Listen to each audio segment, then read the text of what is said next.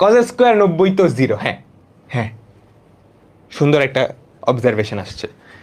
যদি সাইন স্কোয়ারের জায়গায় কজ স্কোয়ার থাকতো তাহলে এখানে কি হইতো বলো তো? Cos square 90।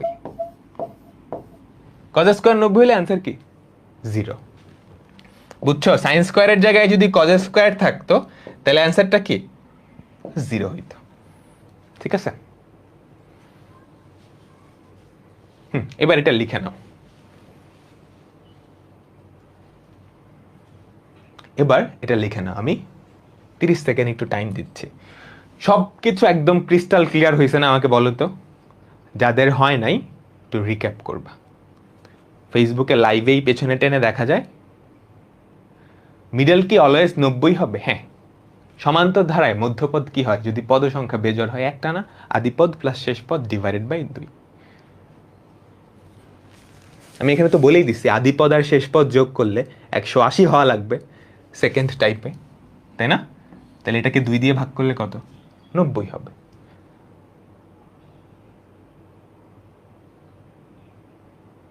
বুঝতে পারলাম মিডল যে কেন 90 হয়? ঠিক আছে, আমরা এরকম সিমিলার আরেকটা টাইপে যাব, তবে এইবার আর যোগ আকারে থাকবে না। এবার আর যোগ আকারে থাকবে না।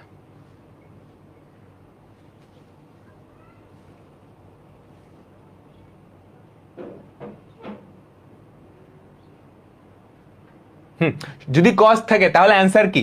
n-1/2 plus 0। সাইন থাকলে অ্যান্সার হবে n-1/2 প্লাস 1। বুঝতে পারলাম? আমাকে বলো তো। ঠিক আছে, আমরা পরের টাইপে যাচ্ছি।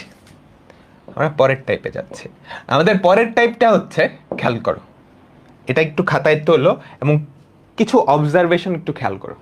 তুমি কি কোনো কিছু ধরতে পারতেছো? ভেতরের কোনগুলা খেয়াল করো, ওরা কি কোনো ধারায় আছে? প্রথম পদ আর শেষ পদ যোগ করলে কি কিছু হয়? এই কয়টা জিনিস একটু খেয়াল করো। ফার্স্টে তোলো, তারপর তুমি দেখো এরা কি কোনো ধারায় আছে? প্রথম পদ আর শেষ পদ যোগ করলে কি কিছু হয়?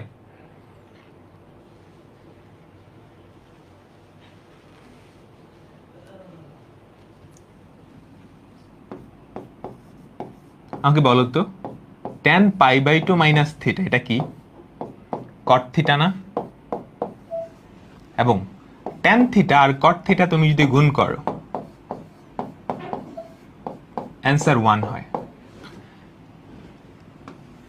ঠিক আছে, এবার আমাকে বলো তো এটার ভ্যালু যে 1 সেটা কি তুমি ধরতে পারতেছো? এটার ভ্যালু যে 1 সেটা কি তুমি ধরতে পারতেছো? ধরতে পারলে কিভাবে? যারা একটু ট্যালেন্টেড আছে ধরতে পারার কথা, মানে যারা মনোযোগ দিয়ে ক্লাসটা করছো। ফর্মুলা এই দুটাই, আর কিচ্ছু না। এখানে পদ সংখ্যা কয়টা? 1টা 2টা 3টা 4টা 5টা পদ। মাঝখানের পদটা তাহলে ফিক্সড কি? tan 45 হবে, তাই না?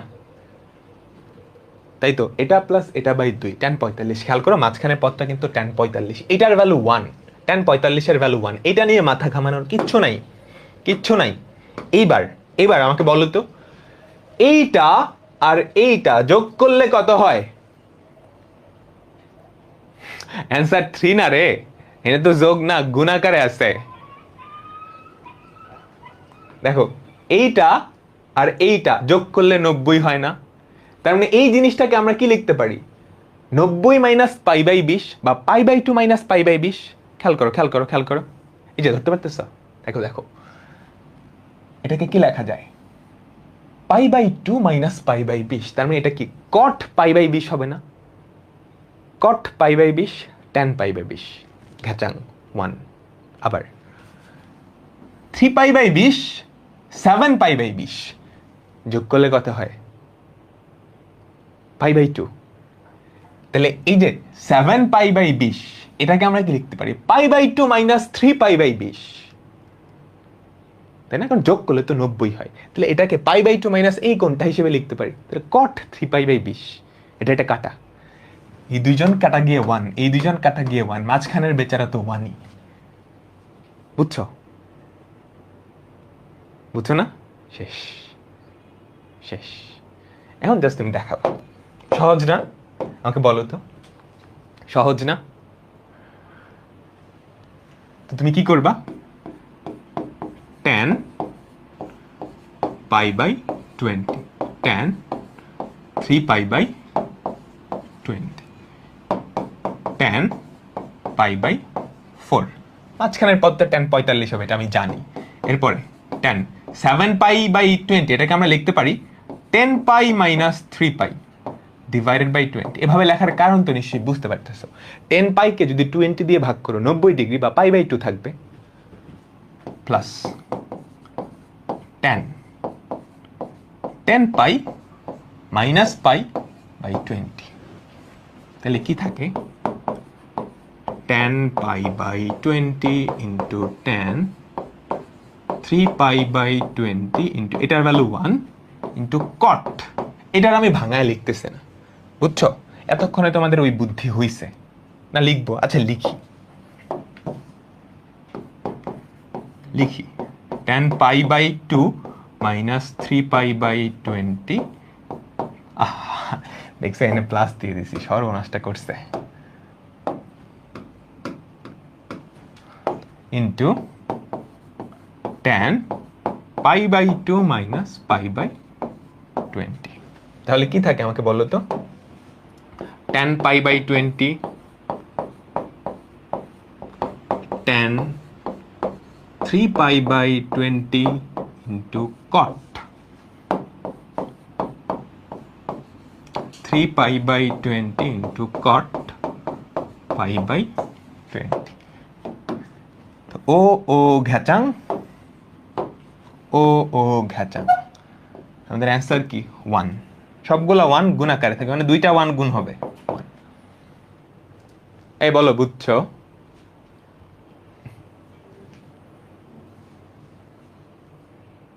ঠিক আছে, এখন আমাকে বলো তো, আমাকে বলো, এরকম আছে যে প্রথম পদ আর শেষ পদ যোগ করলে হয় 90, মানে π/2।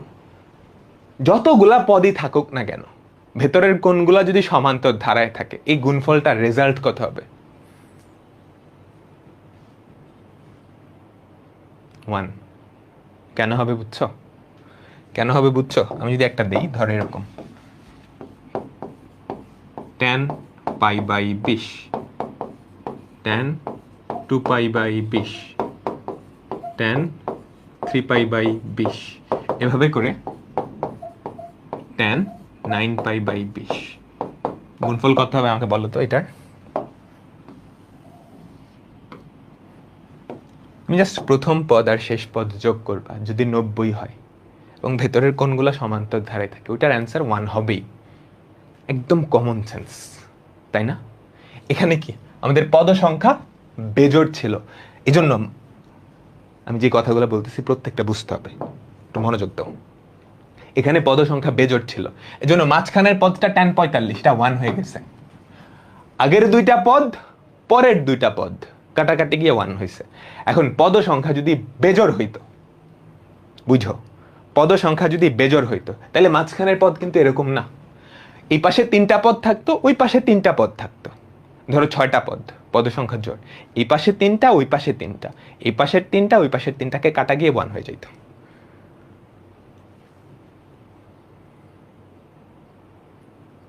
ঠিক আছে? বলো বলো ভাইয়া, সাইন কস থাকলে সাইন কস আসবে না এখানে, জাস্ট ট্যান কট। শুধু ট্যান থাকবে বা কট থাকবে। এবার আমাকে বলো তো, সবগুলা ট্যানের জায়গায় যদি কট থাকতো, এই অঙ্কটাই চিন্তা করো, সবগুলা ট্যানের জায়গায় যদি কট থাকতো, অ্যান্সার কি হইতো? 1 1। তুমি ডান পাশকে উল্টায় দিলেই তো সবগুলা কটে কনভার্ট হয়। বাম পাশ ডান পাশকে উল্টায় দাও, এটাকে উল্টাও, cot π/20, cot 3π/20, cot 5π/20, cot 7π/20, তাহলে ওই পাশটা উল্টায় যাবে, অ্যান্সার কি? 1, তাই না? পরের অঙ্কটা খেয়াল করো তো, পারবা না? তোমাকে উল্টানোর দরকার নেই, তুমি খেয়াল করো এখানে পদ সংখ্যা বেজোড় না, মাঝখানের পদটা কিন্তু জানো, এটা কট 45ই হবে। পদ সংখ্যা যদি বেজোড় হয় মাঝখানের পদটা 45ই হবে, তাই না? সমান্তর ধারা, এটা আর এটা যোগ করলে যেহেতু 90 হয়, 90 রে 2 দিয়ে ভাগ করলে তো 45ই হয়, এটা তো 45, বুঝছো? ও কারে কাটবে? এরে। ও কারে কাটবে? এরে। তুমি এটা কনভার্ট করে দেখো, tan 3π/20 আসে, tan π/20 আসে, করাইতে হবে। কি দিলাম? হোমওয়ার্ক দিলাম। এই বলো, বুঝছো? সবাই আমাকে বলো তো, বুঝছো?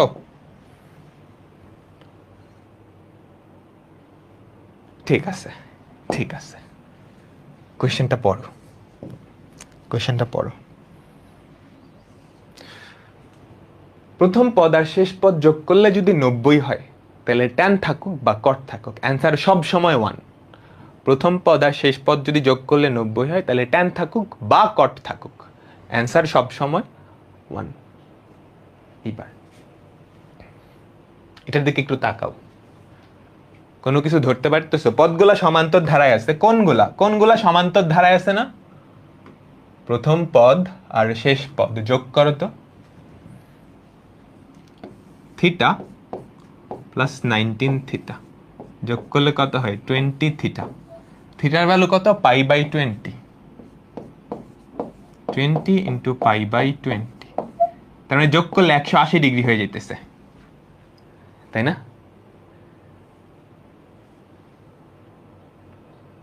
যোগ করলে 180 ডিগ্রি হয়ে যেতেছে। এটা কেমনে করব? আমি প্রত্যেকটা শর্টকাট নিজে বুঝাই দিছি কেমনে কি। এটার শর্টকাটটা সবাই একটু বাসায় চিন্তা করবা। যদি এরকম হয় ট্যান বা কট থাকে এবং প্রথম পদ আর শেষ পদ যদি যোগ করে পাই পাওয়া যায় এবং ভেতরের কোণগুলো সমান্তর ধারায় থাকে, তাহলে গুণ করলে কি সব সময় -1 পাওয়া যাবে? এই কোয়েশ্চেনের অ্যান্সারটা নিজেরা বাসায় চিন্তা করবা। আমি এটা করাই দিচ্ছি, বাট শর্টকাটটা নিজে চিন্তা করা। বুঝছো? এতক্ষণে কিন্তু তোমাদের চিন্তা করার বয়স হয়ে গেছে আজকের ক্লাসটা করার পর। দেখো দেখো, থিটা ইকুয়ালস টু π/20, এটা তোমাকে দেওয়া আছে না? তাহলে আমাকে বলো তো ট্যান থিটার ভ্যালু কত? π/2। ফার্স্ট এখানে পদ সংখ্যা কয়টা আমাকে বাইর করো তো, বলো তো পদ সংখ্যা কত? এখানে পদ সংখ্যা কত? 19 থিটা মাইনাস থিটা বাই সাধারণ অন্তর হচ্ছে 2 থিটা প্লাস 1। ঠিক আছে? তাহলে যেটা হয় 19 theta minus theta divided by সাধারণ অন্তর প্লাস 1। পদ সংখ্যা কি? জোড়। তাহলে মধ্যপদ কয়টা পাওয়া যাবে? 2টা না?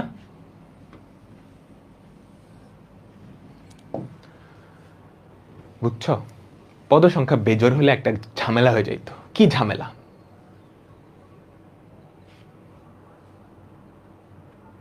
বলো তো, পদ সংখ্যা যদি বেজোড় হইতো একটা ঝামেলা হয়ে যাইতো, মধ্যপদ একটা পাওয়া যাইতো। ওই মধ্যপদটা কত হইতো?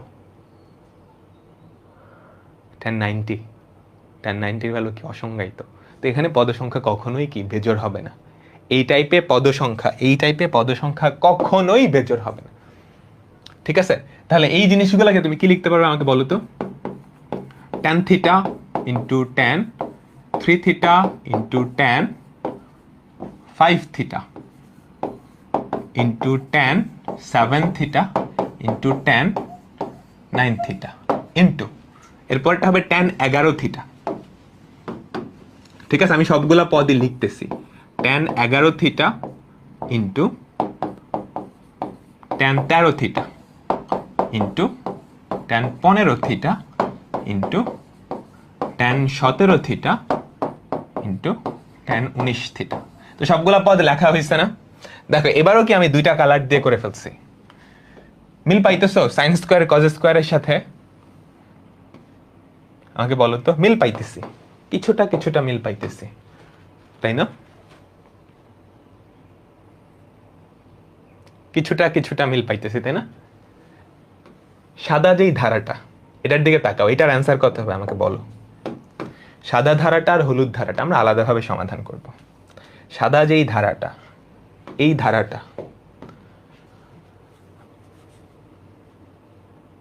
খেয়াল করো সাদা ধারাটা, থিটা 9 থিটা, প্রথম পদ শেষ পদ যোগ করো তো কত হয়? কত হয়? tan theta. tan থিটা মানে কত? π/2। তার মানে সাদা ধারাটার গুণফল কত? 1।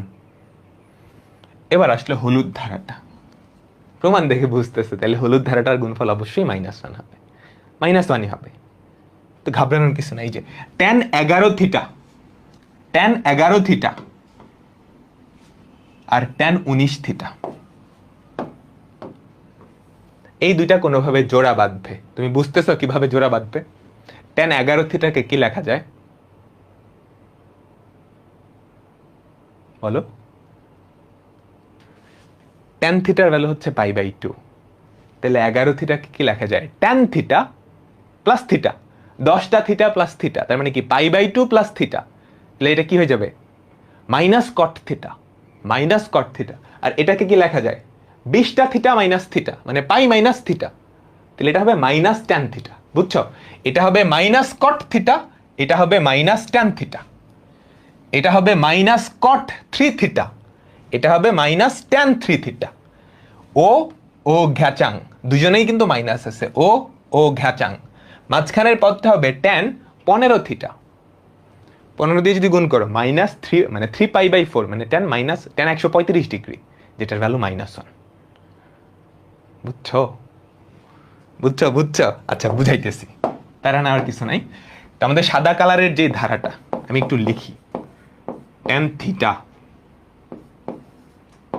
Into tan 3 theta into tan 5 থিটার ভ্যালু হচ্ছে tan π/4। ঠিক আছে, এটার ভ্যালু আমি জানি। tan 7 থিটাকে আমরা এটা লিখতে পারি না tan থিটা মাইনাস 3 থিটা, 9 থিটাকে আমরা লিখতে পারি tan থিটা মাইনাস থিটা। সাদা কালারের ধারাটা লেখা শেষ। এবার ইয়েলো কালারের ধারাটা লিখবো, tan theta plus theta into tan theta plus 3 theta into tan 15 theta, এটা হচ্ছে 3π/4। তুমি যদি বসাও 15 ভ্যালু চলে আসে এটা। এরপর একটা tan 20 theta minus 3 theta, tan 20 theta minus theta. এবার মনে মনে tan থিটা মানে হচ্ছে π/2, এই যে খেয়াল করো, tan থিটা মানে π/2 আর 20 থিটা মানে হচ্ছে পাই। তাহলে দেখো তো কি পড়ে থাকে আমাদের সাদা কালারের ধারাটায়। এখানে হচ্ছে tan theta into tan 3 theta into 1 into এটা কি হবে বলো তো? cot 3 theta into cot theta. বুঝছো? tan থিটা মানে π/2, π/2 minus 3 theta, tan π/2 minus 3 theta কি হবে? cot 3 theta. ঠিক আছে, মানে নিচের হলুদ কালারের ধারাটা খেয়াল করো, tan π/2 প্লাস থিটা, এই যে এটা কিন্তু π/2, ওই যে ওখানে লেখা আছে π/2 প্লাস থিটা কি হবে? দ্বিতীয় চতুর্ভাগে tan কি? নেগেটিভ। এখানে কিন্তু কোনো বর্গ টর্গ নাই, তো নেগেটিভ নেগেটিভ থাকবে। -cot theta into -cot 3 theta, tan 3π/4, এটার ভ্যালু তুমি জানো, এটা আর এটা এই দুজনের ভ্যালু জানো। এটার ভ্যালু হবে -1। এটা কি হবে? 20 থিটা মানে হচ্ছে পাই মাইনাস 3 থিটা দ্বিতীয় চতুর্ভাগে, তো tanই থাকবে -tan 3 theta into -tan theta. তো সবগুলা গুণ করলে তুমি যেটা পাবা সেটা হচ্ছে -1। প্রমাণিত। কেমনে বলো তো? ও কাটা, তারপর ও কাটা, তারপর ও কাটা যাবে, মাইনাসে মাইনাসে প্লাস হয়ে যাবে, তারপর ও কাটা যাবে, মাইনাসে মাইনাসে প্লাস, এই যে -1টা এরপরে থাকবে। বলো বলো বলো, ঠিক আছে? সাদা হলুদ কেন ধরলাম? তোমাদের বোঝানোর জন্য। তোমরা কি পরীক্ষায় সাদা কালার আর হলুদ কালারকে লিখবা? অবশ্যই না।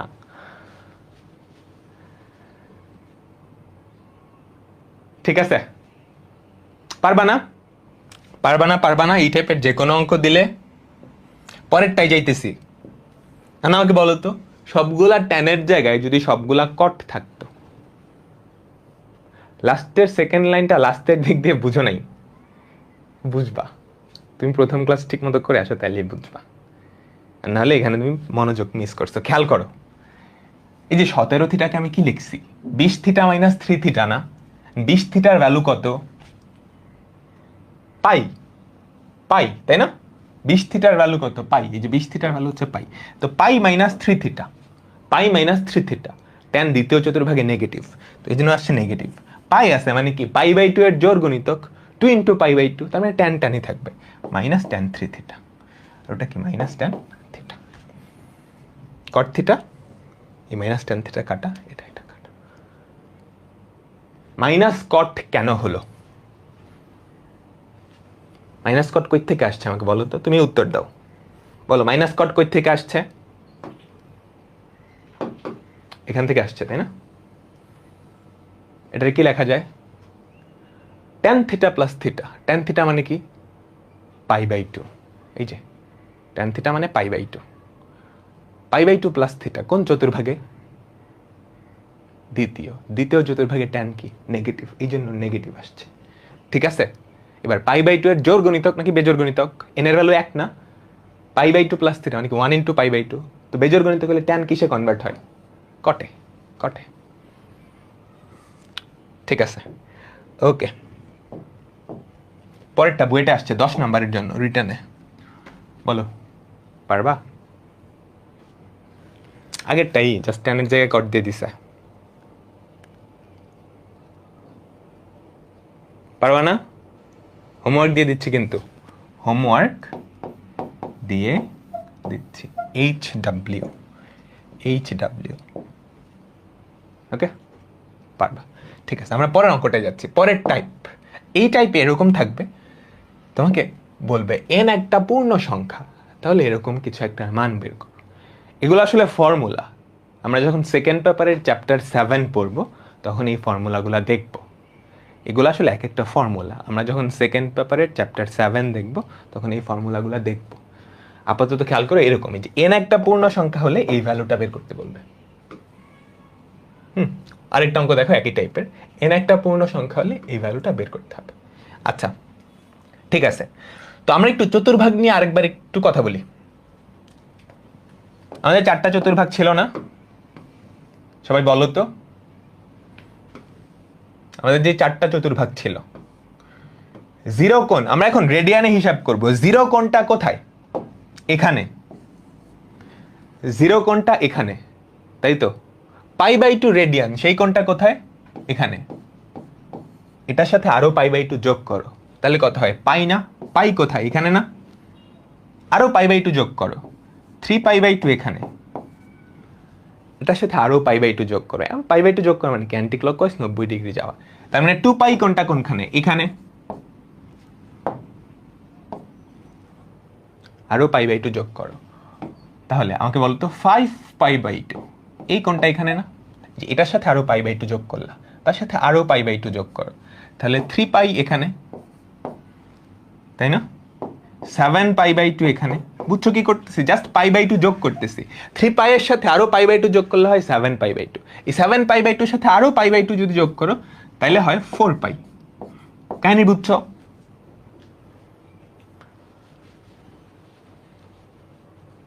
কাহিনী বুঝছো কি বলছি? তার মানে এই যে এক্স অক্ষের ডান দিকটা, এক্স অক্ষের ডান দিকটা, এই দিকটা তুমি যদি খেয়াল করো, এখানে কেমন কোণগুলো আছে? পায়ের পায়ের জোর গুণিতক এমন কোণগুলো এখানে আছে না?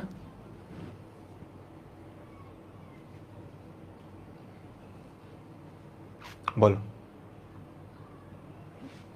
0 pi by 2, 2 pi by 2, 3 pi by 2, 4 pi by 2 মানে 2 পাই। পায়ের জোর গুণিতকগুলো এখানে আছে, পায়ের বেজোর গুণিতকগুলো এখানে আছে না? 2n plus 1 pi.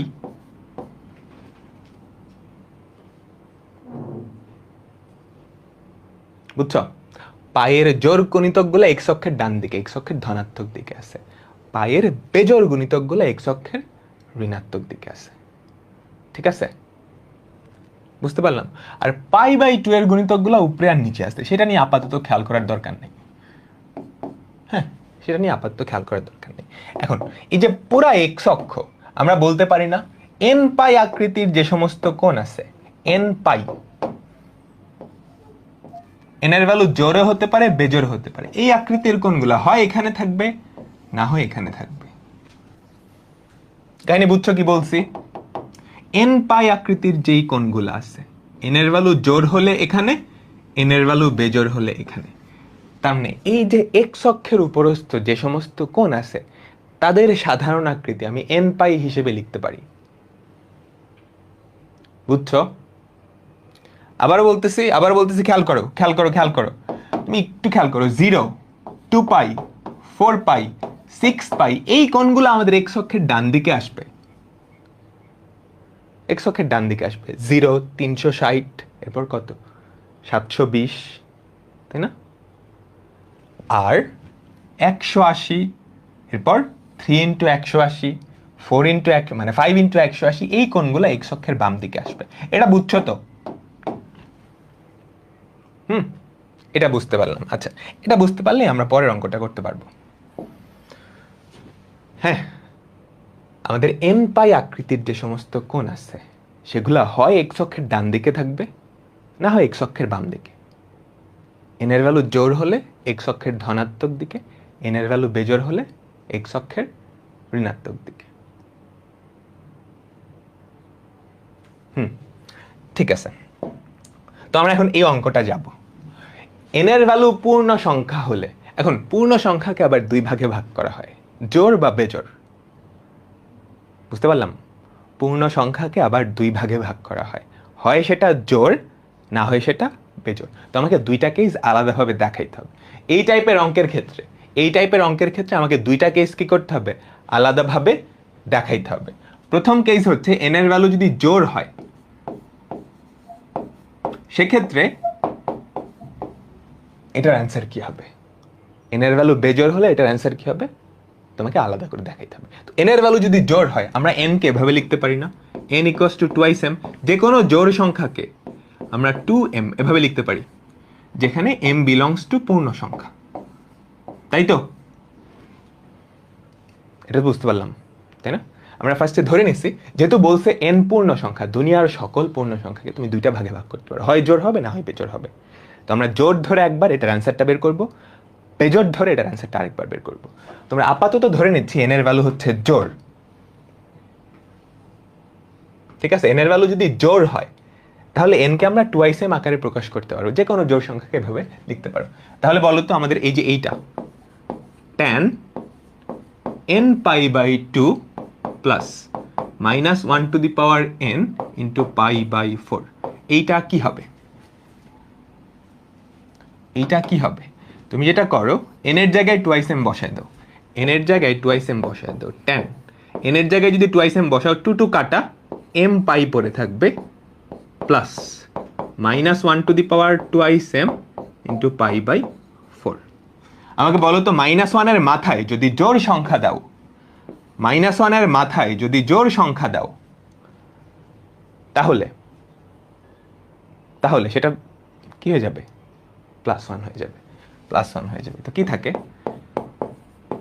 tan m pi plus pi by 4। এটা এতটুকু বুঝছো? এখন এটার ভ্যালু আমাকে বের করতে হবে, এটার ভ্যালু আমাকে বের করতে হবে। ঠিক আছে? ঠিক আছে, এখন আমাকে বলো প্রথম কাজ হচ্ছে চিহ্ন নির্ধারণ করা, অর্থাৎ এই যে কোণটা, এই কোণ কোন চতুর্ভাগে? অ্যান্সার দাও তো। এই যে কোণটা m pi plus pi by 4, m pi plus pi by 4, এটা কোন চতুর্ভাগে? আমাকে অ্যান্সার দাও। m pi plus pi by 4 এটা কোন চতুর্ভাগে? m এর ভ্যালু কিন্তু যে কোনো পূর্ণ সংখ্যা, m এর ভ্যালু কিন্তু যে কোনো পূর্ণ সংখ্যা, n এর ভ্যালু জোর কিন্তু m এর ভ্যালু যে কোনো পূর্ণ সংখ্যা, m বিলংস টু z। কারণ অ্যান্সারই হয় নাই, সবাই বলতেছে প্রথম চতুর্ভাগে। m এর ভ্যালু, এই যে m কিন্তু জোরও হইতে পারে বেজোরও হইতে পারে, খেয়াল করো। m এর ভ্যালু যদি জোর হয়, তাহলে m পাই কোথায়? এখানে না। m এর ভ্যালু যদি জোর হয় এম কিন্তু যে কোনো পূর্ণ সংখ্যা, এম এর ভ্যালু যদি জোর হয় তাহলে এম পাই এখানে, তার সাথে π/4 যোগ করলা, তাহলে এই চতুর্ভাগে। এম এর ভ্যালু যদি বেজোড় হয় তাহলে সেটা এখানে, তার সাথে আরো π/2 যোগ করলা, তাহলে এখানে আসবে। তার মানে আমাদের এই যে কোণটা, এই কোণটা হয় প্রথম চতুর্ভাগে, না হয় দ্বিতীয় চতুর্ভাগে, না হয় তৃতীয় চতুর্ভাগে। এটা হয় প্রথম চতুর্ভাগে, না হয় তৃতীয় চতুর্ভাগে। 1 আর 3, বুঝছো? খেয়াল করো, তোমাকে বলছে এন একটা পূর্ণ সংখ্যা। রিক্যাপ করতেছি, এন পূর্ণ সংখ্যা মানে কি? এন হয় জোড়, না হয় বেজোড়। আমাদের দুইটাকে ইজি অ্যানালাইজ করতে হবে। আমরা প্রথমে ধরে নিলাম এন হচ্ছে জোড়। তো এন যদি জোড় হয়, যে কোনো জোড় সংখ্যাকে আমরা টুয়াইস এম আকারে প্রকাশ করতে পারি, তাই না? যে কোনো জোড় সংখ্যাকে আমরা টুয়াইস এম আকারে প্রকাশ করতে পারি, যেখানে এম হচ্ছে একটা পূর্ণ সংখ্যা। এই এমটা কিন্তু জোড় না বেজোড় না, এটা দুইটাই হইতে পারে, এটা একটা পূর্ণ সংখ্যা। ঠিক আছে? তো এন এর জায়গায় আমি টুয়াইস এম লিখলাম, সিম্পলিফাই হইলো। এখন এই জিনিসটাকে আমাদেরকে সিম্পলিফাই করতে হবে। সিম্পলিফাই করার দুইটা স্টেপ মনে আছে? প্রথম কাজ চিহ্ন নির্ধারণ করা, পরের কাজ কি? পরের কাজ ওই π/2 এর জোড় গণিতক নাকি বেজোড় গণিতক, ওইটা অনুযায়ী চিহ্ন হবে, চেঞ্জ হবে। তো এই কোণটা কোন চতুর্ভাগে? M pi plus π/4। এখন আমরা দেখলাম এম এর ভ্যালু যদি জোড় হয় তাহলে এম পাই এখানে, তার সাথে আরো π/4 যোগ করতে হবে, তাহলে প্রথম চতুর্ভাগে যাবে। এম এর ভ্যালু যদি বেজোড় হয় তাহলে এম পাই এখানে, তার সাথে আরো π/4 যোগ করতে হবে, তাহলে সেটা কই যাবে? থার্ড কোয়াড্রেন্টে। এখন প্রথম চতুর্ভাগ বা তৃতীয় চতুর্ভাগ, দুই জায়গাতেই ট্যান কি পজিটিভ না? দুই জায়গাতেই ট্যান কিন্তু পজিটিভ, তার মানে আমাদের চিহ্নটা কি আসবে? পজিটিভ। এবার দেখো তো, π/2 এর জোড় গণিতক কিন্তু m ইন্টু পাই, এটাকে তুমি কি লিখতে পারো? 2m ইন্টু π/2, 2m ইন্টু π/2, তাই না? তাহলে π/2 এর জোড় গণিতক অবশ্যই, π/2 এর জোড় গণিতক থাকলে কি? ট্যানই থাকে, ট্যান π/4, এটার ভ্যালু কত? 1। তো আমরা দেখলাম যখন n এর ভ্যালু জোড়, তখন আমাদের এই রেজাল্টটা হয় +1। এবার আমরা দেখব n এর ভ্যালু যদি বেজোড় হয়, n এর ভ্যালু যদি বেজোড় হয় বা অড নাম্বার, বেজোড় মানে হচ্ছে অড, সেক্ষেত্রে এটার ভ্যালু কি হবে? n এর ভ্যালু যদি বেজোড় হয়, আমরা n কে যে কোনো বেজোড় সংখ্যাকে আমরা এভাবে লিখতে পারি, twice m plus 1, twice m plus 1, যেখানে m বিলংস টু পূর্ণ সংখ্যা, যে কোনো পূর্ণ সংখ্যা। ঠিক আছে? আমাকে বলো তো, আমাকে বলো, n এর ভ্যালু হয় জোড় না হয় বেজোড়? জোড় হলে আমরা যে কোনো জোড় সংখ্যাকে এভাবে লিখতে পারি, বেজোড় হলে যে কোনো বেজোড় সংখ্যাকে আমরা এভাবে লিখতে পারি। ঠিক আছে? এখন আমরা দেখব n এর ভ্যালু যদি বেজোড় হয় তাহলে এটার ভ্যালু কত। n এর জায়গায় কত বসাবা? Twice m plus 1। n এর জায়গায় কত বসাবা? Twice m plus 1। তো বসাই, ট্যান n এর জায়গায় কত বসাবা? Twice m plus 1 into π/2। ঠিক আছে? Minus 1 to the power plus minus 1 to the power twice m plus 1 into π/4। দেখো তো তাহলে এটা কি হয়? Tan twice m plus 1 into π/2। এতটুকু বুঝতে পারলাম? আমাকে বলো তো, এতটুকু কি বুঝতে পারলাম সবাই? ঠিক আছে তো? তুমি চাইলে অন্যভাবেও করতে পারো, অসুবিধা নেই, মানে এটাকে গুণ করে ভাঙায় দিলেও কোনো অসুবিধা নেই। -1 এর মাথায় যে কোনো বেজোড় সংখ্যা, খেয়াল করো, -1 এর মাথায় যে কোনো বেজোড় সংখ্যা, সেটা কি মাইনাস হয়ে যায় না? -π/4। এই বুঝলাম? আমাকে বলো তো, সবাই কি বুঝতে পারলাম? কিংবা তুমি যদি ইয়ে করো, দেখো এভাবে ভাঙাইতেও পারো, 2 দিয়ে ভাগ করে দাও। 2 দিয়ে ভাগ করলে কি থাকে আমাকে বলো তো? ট্যান টুয়াইস m পাইকে 2 দিয়ে ভাগ করলে কি? m pi plus π/2। ঠিক আছে? এই দুইটা দিয়ে জাস্ট ভাগ করে দিছো, আর ওদিকে কি থাকে? -π/4। ঠিক আছে, জাস্ট ভাঙাই দিলাম। তাহলে কি পড়ে থাকে আমাকে বলো তো? ট্যান এদিকে থাকে এম পাই, পাই বাই 2 থেকে তুমি যদি পাই বাই 4 বাদ দাও সেটা কত থাকবে? পাই বাই 4, তাই না? এটার ভ্যালু কত? পুরোপুরি আগেরটার মতোই, ঠিক আছে? আগেরটার মতোই ক্যালকুলেট করবা, ট্যান পাই বাই 4 আসবে, যেটার ভ্যালু 1। তার মানে এই ভ্যালুটা, এন এর ভ্যালু যে কোনো পূর্ণ সংখ্যা হোক, আমরা দেখছি দুনিয়ার যে কোনো পূর্ণ সংখ্যা হয় জোড় সংখ্যা না হয় বেজোড় সংখ্যা, তো এন এর ভ্যালু যে কোনো পূর্ণ সংখ্যা হোক এটার ভ্যালু সবসময় 1। তো এই টাইপের অঙ্ক যখন তোমাকে দিবে, রিক্যাপ দিচ্ছি, এই টাইপের অঙ্ক যখন তোমাকে দেবে তোমার কাজ হবে এন এর ভ্যালু একবার জোড় সংখ্যা ধরবা, একবার বেজোড় সংখ্যা ধরবা। জোড় সংখ্যা ধরে রেজাল্টটা বের করবা, বেজোড় সংখ্যা ধরে রেজাল্টটা বের করবা। দুইটা যদি সমান হয় তাহলে উত্তর এটাই, আর যদি দুইটা সমান না হয় তাহলে তোমাকে লিখে দিতে হবে যে এন এর ভ্যালু জোড় হলে এটার রেজাল্ট একরকম, এন এর ভ্যালু বেজোড় হলে এটার রেজাল্ট একরকম। আমি এবার একটু রিক্যাপ দিচ্ছি, খেয়াল করো।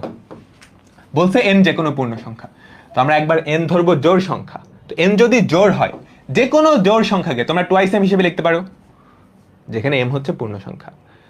তো এন এর জায়গায় জাস্ট টুয়াইস এম বসাই দিচ্ছে, এন এর জায়গায় টুয়াইস এম বসাইছো, -1 এর মাথায় যদি জোড় সংখ্যা বসায় তাহলে সেটা +1 হয়ে যাবে। তো m pi plus pi by 4। তারপর অ্যাঙ্গেল সিম্পলিফিকেশন অনুযায়ী আমরা ফার্স্টে চিহ্ন বসাইছি, তারপর এন এর ভ্যালু জোড় না বেজোড় সেই অনুযায়ী কি ট্যান ট্যানই থাকবে বা ট্যান কটে কনভার্ট হবে। এরপর এন এর ভ্যালু ধরে নিলাম বেজোড়, টুয়াইস এম প্লাস 1। তো এন এর জায়গায় টুয়াইস এম প্লাস 1 বসাইছে, সিম্পলিফাই করছে, তারপর কাজ শেষ। এন এর ভ্যালু 0 হতে পারে না, 0 জোড় সংখ্যার মধ্যে অন্তর্ভুক্ত, বুঝছো? তুমি যখন এভাবেই করবা এন এর ভ্যালু 0-র মধ্যে, মানে 0টা জোড় সংখ্যার মধ্যে চলে যাবে। এই যে খেয়াল করো, এম এর ভ্যালু 0 হলেই কিন্তু এটা হয়। এম এর ভ্যালু 0 হলে কি বসাও? ট্যান পাই বাই 4 যার ভ্যালু 1।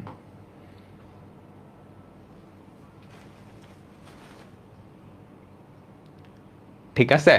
এগুলো তোমাদের সেকেন্ড পেপারে চ্যাপ্টার 7 ওখানে ফর্মুলাই আছে যেগুলো কিভাবে সিম্পলিফাই করতে হয়। তো ফার্স্ট পেপারে জাস্ট দেখানোর জন্য আর কি।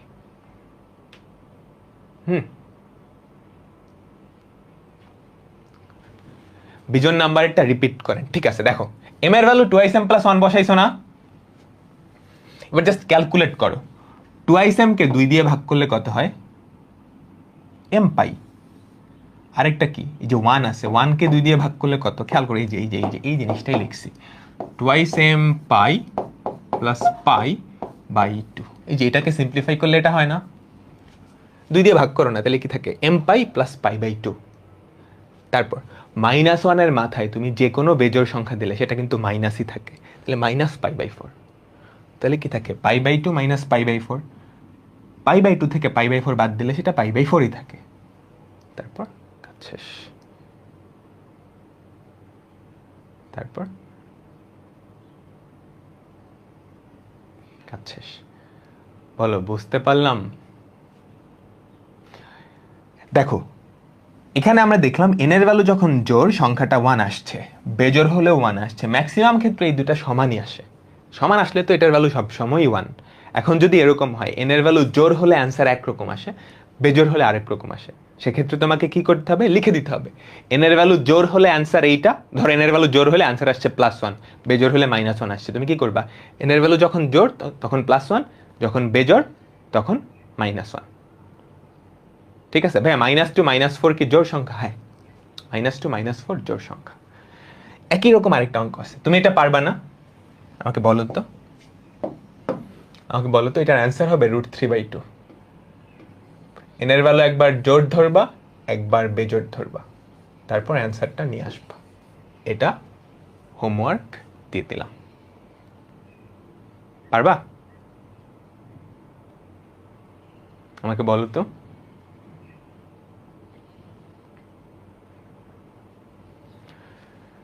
এটা আমি হোমওয়ার্ক দিয়ে দিলাম। তো তোমাদের ঈদের বন্ধ শুরু হইতেছে, ঈদের বন্ধে তোমাদের একটা হোমওয়ার্ক থাকবে। ত্রিকোণমিতিতে টোটাল 30টার মতো ফর্মুলা আছে। 30টার মতো ফর্মুলা আছে। আমি ছোট্ট একটা ভিডিও হয়তো করে ওই ফর্মুলাগুলোর প্রুফ দেখায় দিব। আর এই 30টা ফর্মুলা তোমাদের যে কোনো বইয়ের প্রথমে দেওয়া আছে, আর আমি একটা নোট আকারে দিয়ে দিব। তোমাদের কাজ হবে এই কুরবানির ঈদের বন্ধে 30টা ফর্মুলা মুখস্থ করা, সকাল বিকাল হ্যাঁ, সকাল বিকাল গরু তো খাবাই, গরুর সাথে সাথে ওই ফর্মুলাগুলো কি করবা, একবার দেখবা প্রত্যেক দিন। 7 দিন বা 8 দিনের বন্ধ থাকবে, প্রত্যেক দিন সকালে 30 মিনিট ওই 30টা ফর্মুলা দেখবা, রাতে ঘুমাইতে যাওয়ার আগে 30 মিনিট ওই ফর্মুলাগুলো দেখবা। এগুলো নর্মালি মুখস্থ হইতে চায় না, তো একবার যদি মুখস্থ করে ফেলো তোমার উচ্চতর গণিত পান্তা ভাত লাগবে। তো এই 30টা ফর্মুলা কি করবা, মুখস্থ করে আসবা। ঈদের পরে যদি এই 30টা ফর্মুলা মুখস্থ না করতে পারো এই 7 দিনেও, তাহলে কিন্তু খবর আছে। 7 দিন, তাহলে দেখো একদিনে 4টা করে ফর্মুলা মুখস্থ করবা, পারবা না? হ্যাঁ, ফর্মুলার পিডিএফটা আমি দিয়ে দিব, ফর্মুলার পিডিএফটা দিয়ে দিব, আর এটা করবা। আর আজকের ক্লাসটা এখনই, ক্লাসটা শেষ হওয়ার সাথে সাথে 30 মিনিট একটা রিভিউ দিয়ে ফেলবা, তাহলে মাথায় ঢুকে যাবে। ওকে, ত্রিকোণমিতির শুরুর জিনিসপত্র একটু কমপ্লেক্স, একটু হাবিজাবি লাগতে পারে, একটু রিক্যাপ দিয়ে দিবা। তো আল্লাহ হাফেজ, আমি পিডিএফটাও দিয়ে দিব, ক্লাসের ক্যাপশনেই দিয়ে দিব। ওকে, তো বিদায় নিচ্ছি, সবাইকে ঈদ মোবারক। ঈদের পরে দেখাবে, ফর্মুলাগুলো কিন্তু মুখস্থ রাখতে হবে। হ্যাঁ, ঈদের পরে যদি তোমার ফর্মুলা মুখস্থ না থাকে তাহলে তুমি ক্লাস ফলো করতে পারবে না। ক্লাস ফলো করতে পারবে না কিন্তু, আমি কিন্তু ওয়ার্নিং দিয়ে দিচ্ছি, খবর আছে। তো আল্লাহ হাফেজ, বিদায় নিচ্ছি।